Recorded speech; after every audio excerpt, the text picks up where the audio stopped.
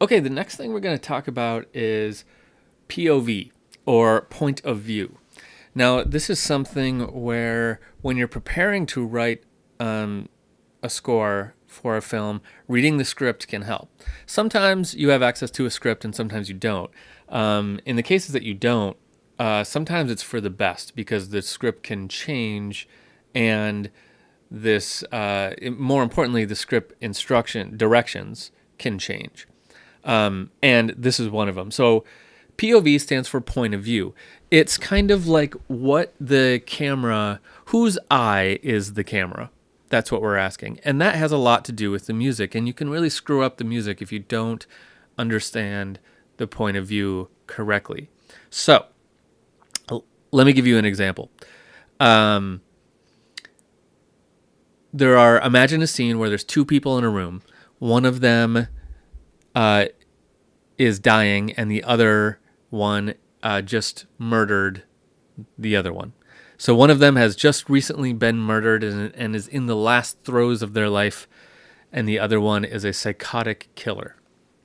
So what music are we going to put in this scene? Well, it kind of depends on the point of view. Who is the camera at this point? Is the camera representing the emotions of the person dying? If so, we might, be doing this very sad, passionate, like last throes of life, like seeing their life flash before their eyes, kind of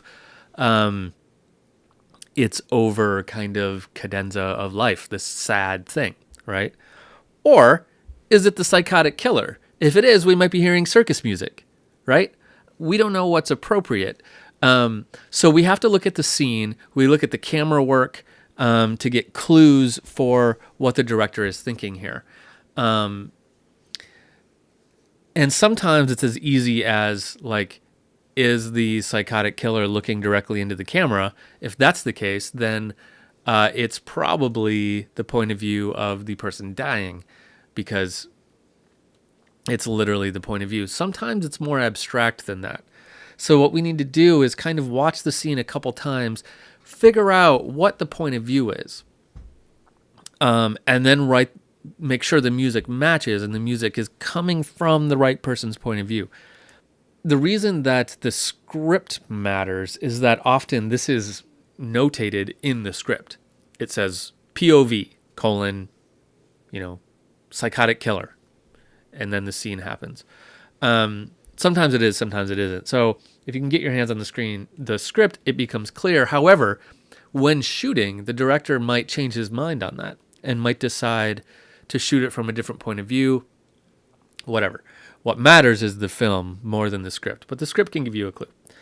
So that's why POV matters. If you score it wrong, then you might still score it in a way that makes for a great scene, and it totally works as a scene. However, the director isn't going to like it because they're going to have in their head that they wanted it to be from the perspective of the psychotic killer, and you made this sad scene when it's supposed to be crazy and frantic. So that's why the POV matters a lot. Okay, so with that in mind, let's see if we can find a scene in this movie that we've been working on where we can experiment with the POV a little bit.